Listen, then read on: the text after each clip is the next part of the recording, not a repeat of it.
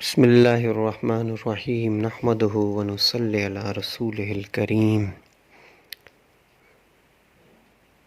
رب اشرح لی صدری ویسر لی امری واحلل عقدۃ من لسانی یفقہوا قولی قال تعالی سبحان الذی اسری بعبدہ لیلا من المسجد الحرام الی المسجد الاقصی الذی بارکنا حولہ لنوریہ من آیاتنا انہ هو السمیع البصیر اللہم صلی علی محمد وعلی آل محمد کما صلیت علی ابراہیم وعلی آل ابراہیم انک حمید مجید اللہم بارک علی محمد وعلی آل محمد کما بارکت علی ابراہیم وعلی آل ابراہیم انک حمید مجید۔ دوستو بزرگوں، ہماری بات چل رہی تھی سیرت کے موضوع پر، تو ہماری بات یہاں تک پہنچی تھی کہ آپ علیہ الصلوۃ والسلام طائف کے سفر پر گئے اور پھر واپسی ہوئی مکہ،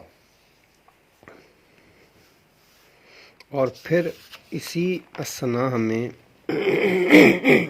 جنوں کی ایک جماعت نے اسلام قبول کیا، لشکر نے اسلام قبول کیا، تو آپ علیہ الصلوۃ والسلام کے لیے بڑے مشکل دن تھے۔ طائف والوں نے بھی نہ مانا، پھر جو قصے چلتے آ رہے ہیں مکے میں، تکلیفیں، یہ تو اللہ جل شانہ نے اپنے حبیب کو اسراء اور معراج کروانے کا فیصلہ فرما لیا۔ اور یہ بات بھی سمجھنے کی ہے کہ ہم کہتے ہیں معراج، حالانکہ معراج اسراء اور معراج یہ دو چیزیں ہیں۔ اس میں جو اسراء ہے اس کا مطلب کیا ہے؟ وہ سیر سے نکلا ہے۔ اسراء سیر، اور سیر وہ جو رات کے ٹائم پہ کی جائے، اسراء اس سیر کو کہتے ہیں جو رات کے ٹائم پہ کی جائے، اسراء۔ اور مکہ سے لے کر مسجد الحرام سے شام، بیت المقدس، مسجد اقصی تک کا سفر، یہ اسراء ہے۔ اور جو معراج ہے وہ بیت المقدس سے لے کر آسمان تک لے جایا گیا، یہ معراج ہے۔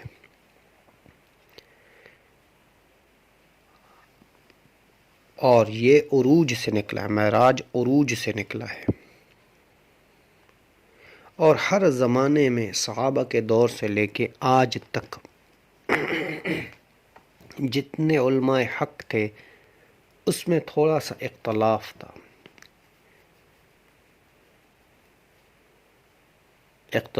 صحابہ کے زمانے سے لے کے کوئی صحابی، یہ جو چار ائمہ اکرام ہیں، امام ابو حنیفہ، امام شافعی، امام مالک اور امام احمد بن حنبل، یہ چار جو تھے یہ مجددین تھے، اور انہوں نے صحابہ اکرام رضوان اللہ اجمعین کی احادیثوں سے ہر چیز کو بیان کر کے رکھا ہے۔ تو جیسے کوئی کہتے ہیں کہ آمین زور سے کی جائے، کوئی کہتے ہیں آمین آہستہ کی جائے، کوئی کہتے ہیں کہ بھئی ہر رکعت میں سورہ فاتحہ کو پڑھا جائے، اور کوئی کہتے ہیں کہ سورہ فاتحہ کا امام کا پڑھنا یہ جو ہے یہ سب سے بہتر ہے اور یہی ہے۔ تو میرے بھائی یہ بات آپ سن لیں، یہ صحابہ سے ثابت ہے ہر چیز، ہر حدیث، ان میں آپس میں کوئی اختلاف نہیں۔ اس لیے اپنے ذہنوں کو جو ہے نا ہم جو ہے بڑا کریں، سب کے لیے جگہ دیں۔ خود امام شافعی رحمۃ اللہ علیہ نے فرمایا، جس کا مفہوم یہ ہے کہ کسی نے اگر 1000 لعنتیں اس کے اوپر ہوں جس نے امام ابو حنیفہ کے کسی قول کو رد کیا ہو۔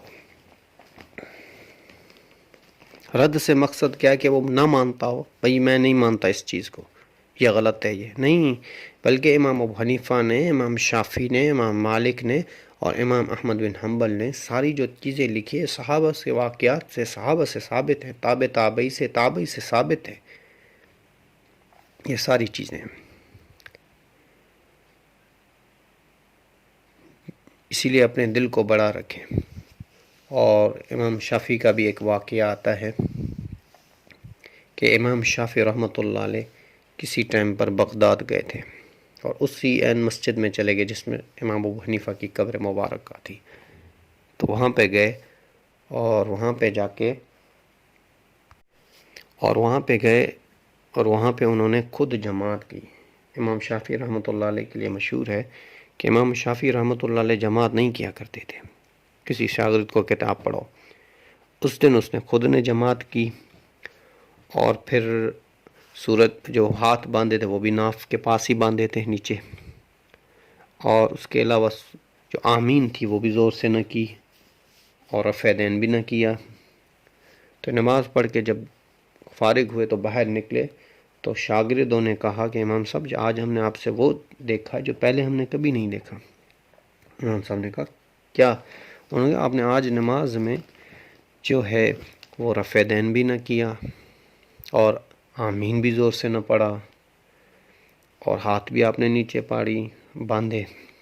تو امام صاحب نے کہا کہ اس قبر والے سے مجھے حیا آ گئی، کیونکہ اس نے جو اپنی کتابوں میں لکھا ہے وہ غلط نہیں لکھا ہے، وہ ساری احادیثوں کے حساب سے لکھا ہے. میں نے بھی احادیثوں کے حساب سے لکھا ہے. اسی لیے اس بات کو سمجھنا ضروری ہے کہ کسی کے عقائد پہ نہ جائیں. اگر اپنی عقائد پہ اور دوسروں کو عزت دیں، امام شافعی کے مسلک کا ہو یا کسی مسلک کا ہو، ہم اس کو عزت دیں. امام ابو حنیفہ کے مسلک کا ہو، ہم اس سے عزت دیں. فرمائیے کہ جو علم والے لوگ ہوتے ہیں ان کے پاس ایسی چیزیں نہیں ہوتی کسی کے پاس بغض رکھیں.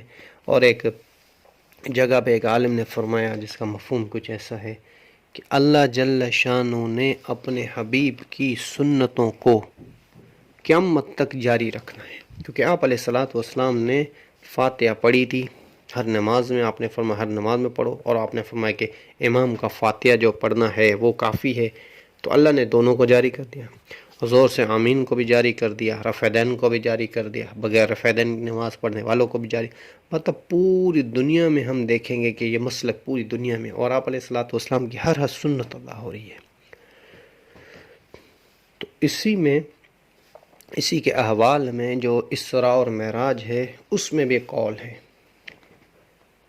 اور یہ صحابہ سے بھی منقول ہیں، صحابہ سے بھی ہیں، قرآن کی آیاتوں سے بھی ہیں.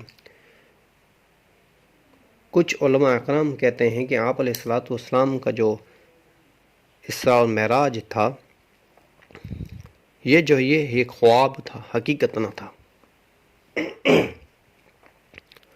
کیونکہ قرآن میں آتا ہے جس کا مفہوم یہ ہے کہ یہ ہم نے آپ کو جو معراج کروایا ہے، ہم نے آپ کو جو معراج کروایا یہ خواب کے ذریعے ہے، تاکہ ہم دیکھ رہے ہیں آزمائش. یہاں پہ خواب کا ذکر ہے ایک جگہ پہ قرآن میں. اور پھر یوسف علیہ الصلاۃ والسلام نے جو اپنے بھائیوں سے کہا، یوسف علیہ الصلاۃ والسلام نے جو اپنے ابو سے کہا کہ اے ابو میں نے ایک خواب دیکھا ہے. یہاں پہ خواب کا ذکر ہے. خواب کا ذکر تو ظاہر ہے نا بھائی کہ میں نے رویا دیکھا ہے، خواب دیکھا ہے، کہ اس کا مفہوم یہ ہے کہ ایک چاند، اور جو چاند ہے اور اس کے ساتھ وہ سورج ہے وہ مجھے سجدہ اور 12 تارے سجدہ کر رہے ہیں. انہوں نے کہا اپنے بھائیوں کو یہ خواب مت بتانا، یہ بھی خواب ہے، رویا کا لفظ ہے. اس کے علاوہ ابراہیم علیہ الصلاۃ والسلام نے اپنے بیٹے سے کہا کہ میں نے خواب دیکھا ہے. اب خواب تو رویا ہے، صاف میننگ میں ہے نا، رویا خواب ہے. تو میں نے خواب دیکھا ہے کہ آپ کو ذبح کرنے کے لیے اپنی قیمتی چیز کو ذبح کرو. اور حضرت سیدنا امیر معاویہ رضی اللہ تعالیٰ عنہ ابو سفیان جو ہیں وہ بھی کہتے ہیں کہ آپ علیہ الصلاۃ والسلام کا جو یہ معراج ہے یہ روحانی ہے، جسمانی نہیں ہے، روحانی ہے. یہ وہ ہیں. ویسے تو بہت سارے وہ دلائل ہیں، پر اس میں یہی دلائل ابھی ماحول کے لحاظ سے آپ کو بتا دوں، کیونکہ تھوڑا سا فرق کرنا ہے، ورنہ تو پھر جو علم والے ہیں وہ تو خود سمجھ جاتے ہیں.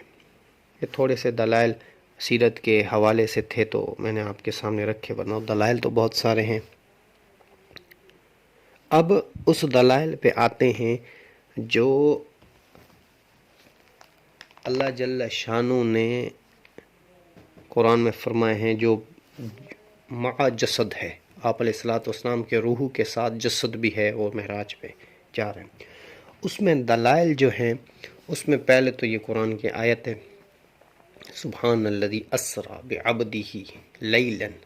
اب ادھر عبد کا ذکر ہے، سفر کرایا بندے کو، عبد کو، اپنے عبد کو۔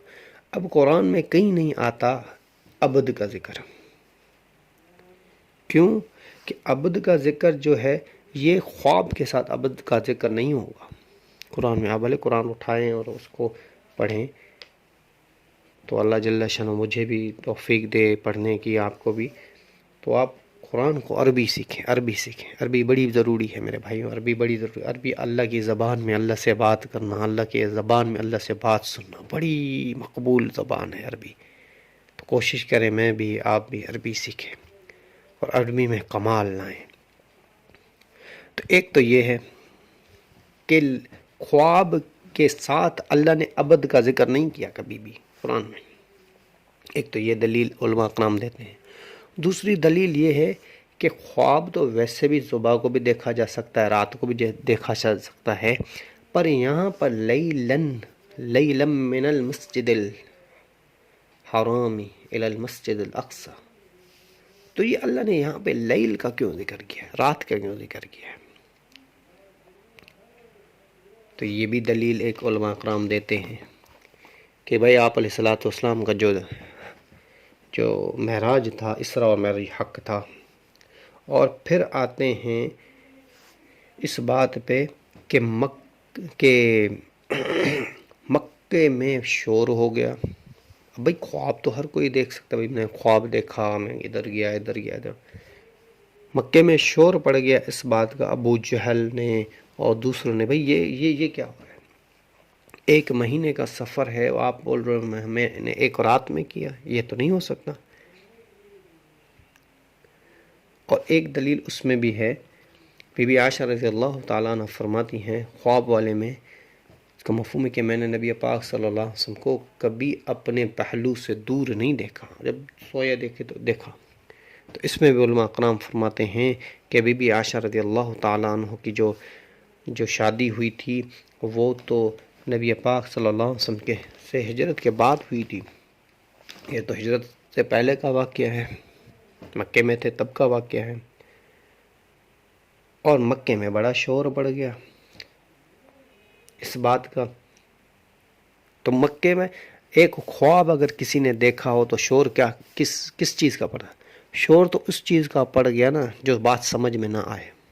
یہ بھی ایک دلیل ہے کہ بھائی بالکل جسد کے ساتھ تھا آپ کا معراج، و اسراء و معراج تھا، اسی لیے یہ شور پڑ گیا۔ اور پھر اس کے علاوہ امیر معاویہ رضی اللہ تعالی عنہ جو مسلمان ہوئے تھے، وہ تو مکہ فتح کے بعد ہوئے تھے مسلمان، اس سے پہلے تو وہ بھی مسلمان نہیں ہوئے تھے۔ تو یہ تو واقعہ ہے، ابھی مکہ سے ہجرت بھی نہیں کی تھی آپ علیہ الصلوۃ والسلام نے، اس کا واقعہ ہے معراج کا۔ تو اس کی یہ بھی دلیل ہے، آپ علیہ الصلوۃ والسلام کو جو معراج ہوئے تھے وہ بہت زیادہ ہوئے تھے، 1 معراج نہیں ہوا تھا۔